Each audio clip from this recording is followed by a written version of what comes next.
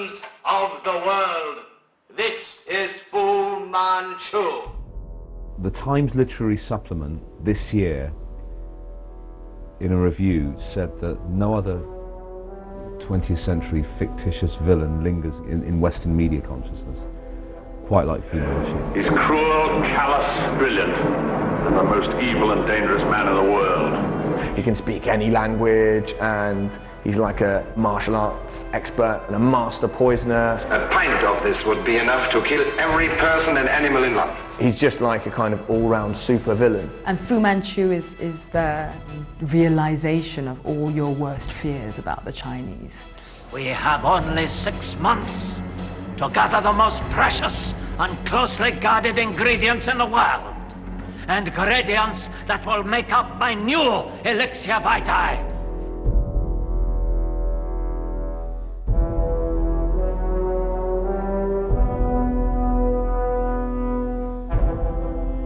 Basically, Fu Manchu was a literary Chinese supervillain created by a man called Sax Rohmer exactly 100 years ago this year. He's a fascinating man. I think, I mean, his name, for a start, is a complete, his name was Arthur Sarsfield, and he was from Birmingham. The name Sax was supposed to be from some sort of Anglo-Saxon. There was this idea that he was into all this kind of occult spirituality. He was very much a reinventor of himself, and apparently, he had an ability to fantasize and almost completely believe it. And he was steeped in music hall as well. He wrote songs and sketches in music hall. So, there was quite a fantastical element to him. And there's these great pictures of him where he's in these kind of really kind of elaborate kind of silk dressing gowns, smoking these pipes. There's something quite theatrical about him.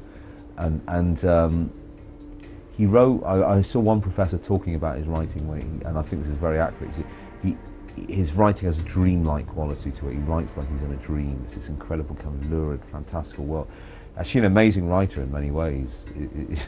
It's just set, a lot of his racial portrayal is just, by today's standards, can only be described as deeply offensive, but it's so colourfully conveyed that it does kind of permeate in people's consciousness. Roman was a journalist, and what he was interested in was the Chinese community emerging in the Limehouse area at that time. And he went and did some investigating into them. And then promptly kind of threw everything that he found out, which was basically they were law-abiding kind of trading people, and kind of wrote detective fiction, whereby at the heart of the Limehouse Chinese community there is an evil criminal mastermind called Fu Manchu, who is seeking to bring down the downfall of the British Empire and all of Western civilization. A formula. With this I can control all things and all men.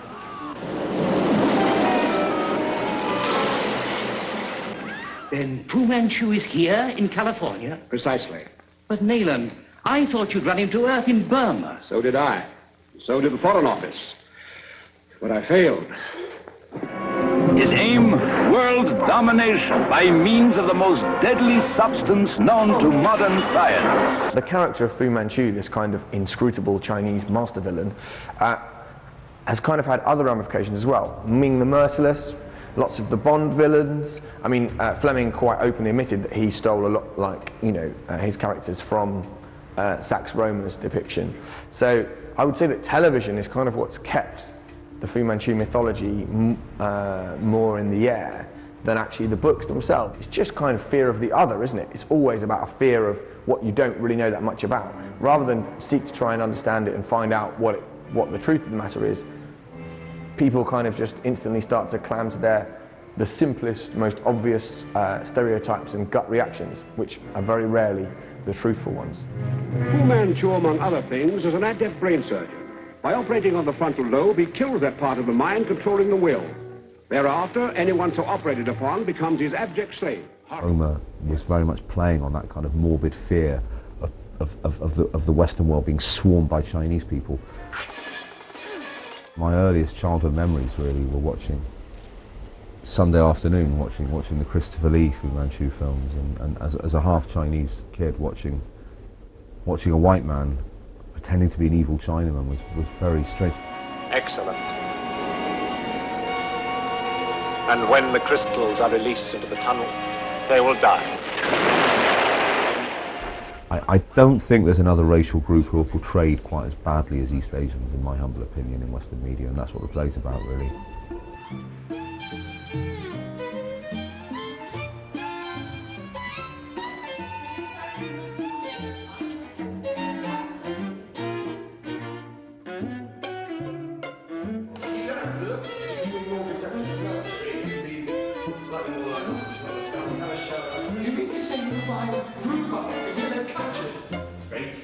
Yeah, that's better. That's better. We take a limehouse, then we take the world!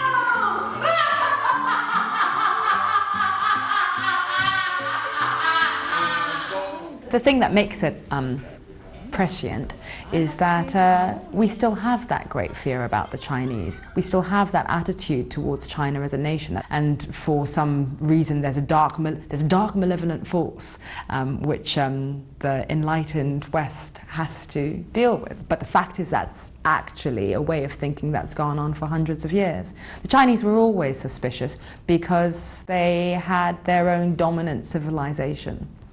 And in the same way that England had its empire, China had its empire hundreds of years ago. And so there was a major clash when the British colonists came, and other nations were perhaps more easily colonized, and China was never colonized. So it's always been a mysterious mountain to be conquered, and I think that's what it is in Western mythology. And Fu Manchu is the realization of all your worst fears about the Chinese. There is one question I must ask, Mr. Smith. Why is it you despise and fear we Orientals so much? Why? Because sinister, hooded slant eyes, horrible jaundiced skin, so many of them, like a colony of ants, yellow ants, swarming everywhere. Impassive, impossible to tell what you are thinking, giving nothing away, smiling like Cheshire cats, but not like Cheshire cats because Cheshire is in England, oh yes. Your food's too spicy, too rich for a palate spread on Yorkshire puddings. Your music's too twangy and twangy. Don't call a spade, you go round and round houses in a maddening indirect sort of way, as if you're playing some ancient game of checkers. And you're ugly. My God, you're ugly. Horrible, efficient, relentless, resourceful little. You started winning at sports. You'll be good at football soon. And you're so bloody clever. It's not fair. We used to be able to conquer you, make you subservient. Have one to have been Oriental in the play. You didn't say much, but now you want to be everywhere. Uppity little yellow upstarts. We put on makeup and taped our eyelids to play you. What more do you want, you little yellow tights? You. It's a completely fictitious creation. And what I find interesting is the way it has lingered in the kind of Western media perception of East Asian people, particularly Chinese people, that they're kind of sinister, cunning, mysterious, terribly clever but very untrustworthy, that kind of thing. That kind of racial imprint, that kind of racial profiling imprint has kind of lingered there.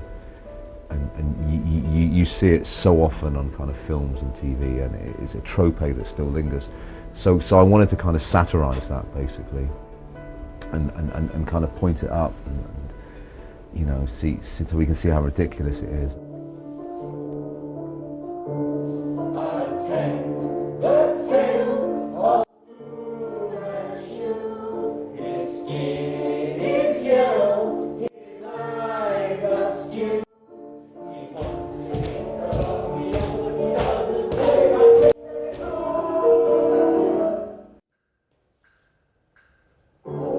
Orientals are very hard. We pray.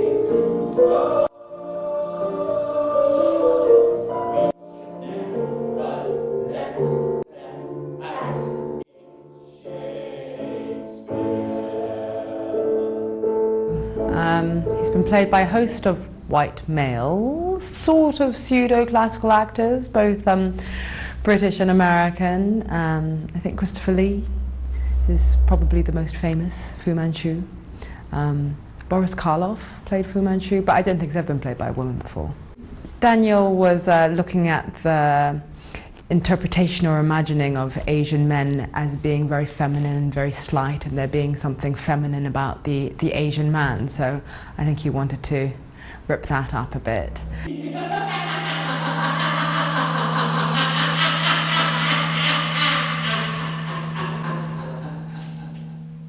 Inspector Nero Smith of Obama.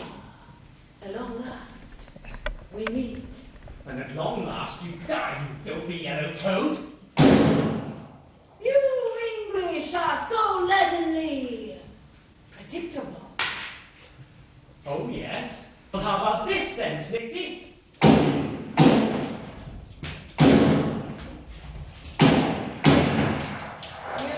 cursed son of a white dog! So imbued with an innate yet utterly deluded sense of your own superiority. Did you imagine that I, as one of the foremost experts in martial combat, could be struck by mere bullets? You have an imagination that suits your country's weather. Dank and dark, grey and overcast. How crude your methods are. How they offend my heightened and stylized sense of celestial eastern subtlety. I think that's the joke of the play, really, is that Fu Manchu as a concept and as a book and as a film or TV series has always been seen from a white person's perspective. So I think that's the joke and the laugh. And in many ways I am completely sending up and taking the piss out of how Asians are portrayed in those films and doing a really bad and funny accent. And I'm sort of taking the ownership of it because I have half Asian blood, I'm allowed to do it. Whereas for many, many years, the most absurd, very poor kind of acting was allowed to pass as how Asians are. Happy birthday to Fu! Happy birthday to Fu! Happy birthday, Fu Manchu! Happy birthday to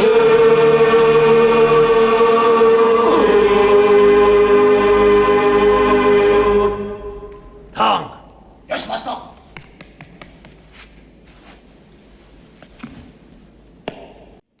Today, I am 168 years old. That is because of my elixir vitae, source of life and youth.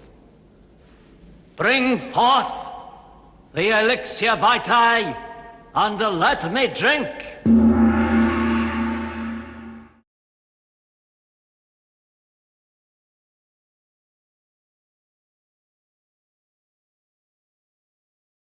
What the books are essentially about, I think, is a fear of the Western world becoming Chinese. So my kind of satirical device was to make Fu Manchu, his plot is he's developed this serum which turns upright English chaps into stereotypical Chinamen. Actually transforms them, and they do transform on stage, you know, in a kind of physical theatre routine. And so I was kind of playing on that morbid fear of Britain becoming multicultural, becoming something else. What's happened?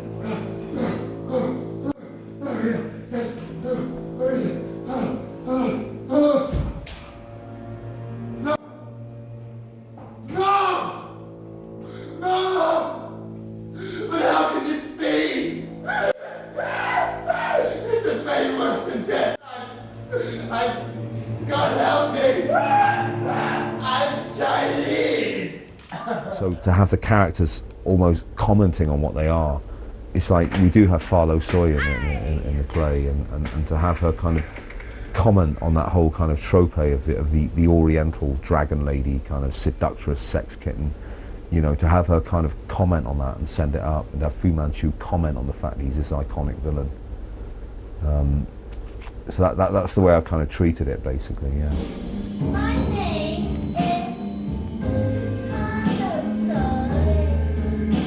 Lady of the Band. Sweet, perfect. I am only a dazzle. Delicate, subservient, and a vegan. Accents of evenly untrustworthy shadow and sloth. Creative, living, imaginative, of novel like master, who I insist to worship and serve. Now, the daughter of Fu Manchu is a really interesting character. She's quite an iconic character, and she is the Dragon Lady. You know, she is the embodiment of how Sax Rohmer, the writer, how he saw East Asian women. If you allow follow, sir, I will pleasure you in ways you have never even dared imagine. And she's just so iconic. She's fun to play. I mean, she's very domineering. She's evil. She's shallow, and obviously genetically modified, I suppose, to a certain extent, where she's completely alluring and makes her completely irresistible to Western men. But that is a stereotype, I think, that has been taken on various permutations throughout the ages. You know, the portrayal of East Asian women.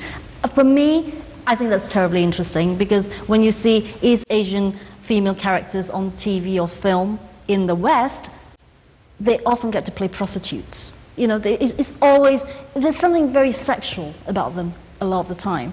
Or either that they're a dragon lady, you know, and they're terribly sly or deceitful. So yeah, so she's basically a stereotype, an iconic stereotype. I've been bad girl. It's true. Oh. But now, I want to be good girl. Help me be good girl, Vivian.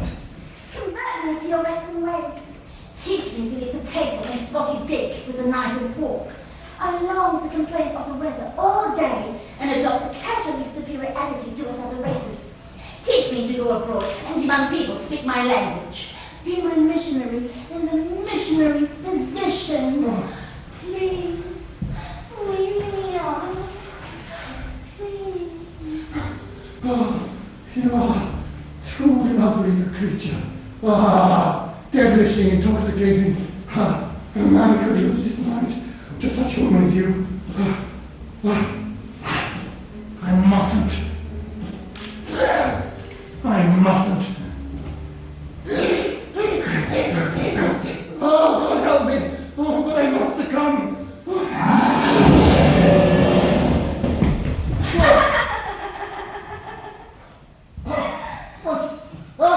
What's happening to me? What have you done? Yellowface to me is an interesting phenomenon. Unlike blackface, which is kind of all but unacceptable, completely unacceptable in Britain and America now. And there's a confusion about what yellowface is. You know, if you don't actually put the makeup on, is that yellowface? I mean, if you're taking a role that's designed for a minority group and you're portraying those roles, if you've got the costume on, to me that's yellowface. And so I wanted to satirise yellowface as well by having 5 East Asian actors using half masks to portray Caucasian characters, because and to play incredibly kind of English, upright, kind of colonial Caucasian characters as well, because the other thing I wanted to get was the kind of politics of period drama, that they're immensely popular in this country, and as an actor of mixed race heritage, you know, you're not going to get cast in those unless they want an episode where they want a particularly seedy opium deal or something. And so I wanted to put East Asian actors in a very, very British period drama. Ooh. I don't say, Petrie. Not just yet, old hound. Not just yet, old mucker. But the yellow peril is spreading across the enlightened world at the speed of a very fast carrier pigeon. But what in the name of the Empire is this yellow peril that's caused such a state of intemperance to my old house captain and Harrow classmate who I eagerly fagged for, picking up dog ends with my teeth dressed as Emmeline Pankhurst in a cookery apron? Tell me, Smith, for the love of conkers, tell me! Very well, Petrie. but know that you are entering a world quite outside your relaxed and convivial English heritage utopia. A world where dark and malevolent creatures from dusky places with unpronounceable names hatch dastardly plans to infiltrate our magnificent scepted island. Golly gosh! The nominal hero of the books is Nayland Smith and his psychic, Dr. Petrie. And they're very much based on Sherlock Holmes and Dr. Watson. I think Roma was writing someone who was nominally a hero, but what comes through is the kind of race paranoia, which I don't know if he deliberately put that there, but that's definitely there. You know, what I've tried to do with Petrie, because he's much more kind of naive, and in the books he's there as our way in. You know, obviously Petrie's there to go, no, surely not. You know, I mean, I think, you know, are these Chinese really that cunning and clever? And so the way I've made Petrie is he's actually quite sensitive and full of post-colonial angst, actually, and if left to his own devices, he'd probably want to get down with the ethnics. Oh, I see! He can't talk, Smith. Yes, I see. Most clever the way he physicalizes what he wants to say. My favorite kind of Chinaman, silent. Right, now, let me see if I can, who is your boss? Oh, charades! 2 words, first word. Yes. Sounds like, luncheon, bruncheon, catering, quiche, catering, it's definitely catering, no? Food, some sort of, food. Oh, second word. Wonking your cronker, bludging your, no, tugging your Thomas, something to do with your, orgy, we'll all have an orgy together, no? We're all men, what, man, Fu Man, yes, second syllable. Achoo? Fu Manchu, yes, Fu Manchu, yes, that's Tell us where Fu Manchu is, or I shall shoot you in the face, you stinking slant-eyed sot! Wait, Smith, he's going to tell us. Sounds like, okay. You know, I mean, the whole point of having the characters of Petrie and Nayland Smith being played by East Asian actors is to showcase the talents within the community. And to be honest with you, I haven't got a problem with white actors playing East Asian parts if it was a two-way traffic, you know, if it was a level playing field. If I was able to play Ibsen and Chekhov and Strindberg, and equally, I'm quite happy for them to do the plays by Cao Yu or by Ba Jing. I've got no problem with that, but it's got to be equal, you know. At the moment, it's not equal. It seems that white actors are appropriating the best parts, the best roles for themselves, and there's no level playing field here. But the thing is, it's a chicken and egg thing. If you don't seek them out, if you don't water the ecosystem and give them parts to play, they will never be there. And there is a wonderful groundswell of East Asian talent lying there, latent. There's not being discovered, there's not being given the opportunity to glow and shine. And I mean, take for instance our production here. We unearthed March Taylor, who's playing the Chinaman. I think he's a wonderful comic, but he wasn't given any opportunity, you know, to showcase his talent, you know. And I think the establishment has got to stop saying, I don't think there isn't. Well, there is, you know. Give us the opportunity and you'll see it. The Chinese community, the ethnically Chinese community, or the East Asian community in the UK, have traditionally been actually one of the communities that have assimilated the best, really, and don't tend to politically cause trouble or demand things or whatever else. And I think Daniel, in a way, is very interested in critiquing that as well in the play. Actually, why does the British Chinese community or the British East Asian community, as a larger community, not kick up a fuss, not stand up for themselves, not make demands, political demands, social demands, artistic demands? And I hope that some of that filters through as well. You know, I'm hoping that, you know, you always hope that people walk away a bit changed from when they see a piece of work. You can't make that happen, but you hope for that. Just that it seems that we seem to have a dearth we don't have a British East Asian voice at the moment, and we do have it in Daniel, and I think it's very, very exciting that we have a play that's written by a British East Asian. I think the message is, as Chinese people in the West, we can have a presence in the mainstream culture, and we should not be kind of backward about asking for that. If we're resident in this country, if we're paying the taxes, we should have a presence.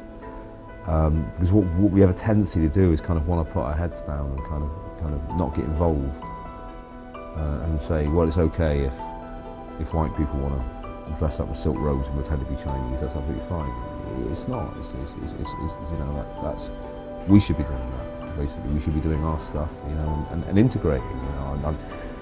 I'd like us all to be integrated. Maybe I'd like to see us all acting as Shakespeare together. White people, black people, South Asian people, East Asian people. That's the way it should be, I think, and that's the way naturally we're geared. Because I don't think that the British Western people think like that necessarily. It's the media generally. The media has a kind of whole problem with China sometimes and Chinese people. And now I return you to your regularly scheduled program.